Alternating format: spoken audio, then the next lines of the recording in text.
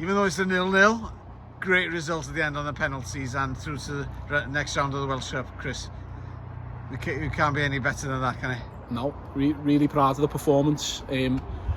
First half, I said to the boys before the game, we went toe-to-toe with Denby on the second occasion, and it was a draw that night, and we came out on top in the shootout. So the challenge today was to try and do it again, because Buckley are a top side, a really good team. I went to watch them against Nghwpan and really impressed with them that night, and knew what they were about.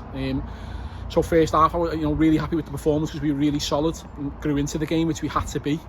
Otherwise, you'd get punished with the way they pressed the ball. Second half, like you say, it was a battle. It wasn't loads of pretty football, but I think if you look at the chances, Buckley had one at the end where Cookies made a really good save, but we've had a one-on-one in the second half, and we've had one from 6 yards out, so we could have won the game in normal time as well. But the overarching feelings, pride, obviously another team beaten from the league above. Certainly, and some great penalties this time.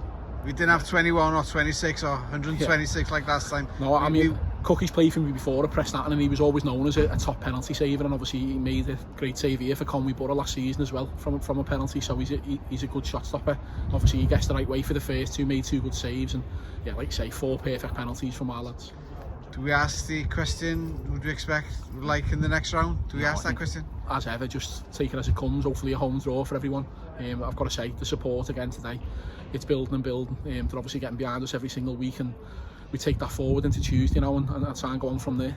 Away game for a change on Tuesday. Yeah. Bangor, different proposition, and a top of the league clash as well. Yeah, I mean, it's very early days in terms of the league standings, but I mean, it's going to be a great experience in terms of the actual night itself. It's 2 really big clubs going at it in this division, so we'll take the momentum from the start that we've had and the game today, and look forward to it.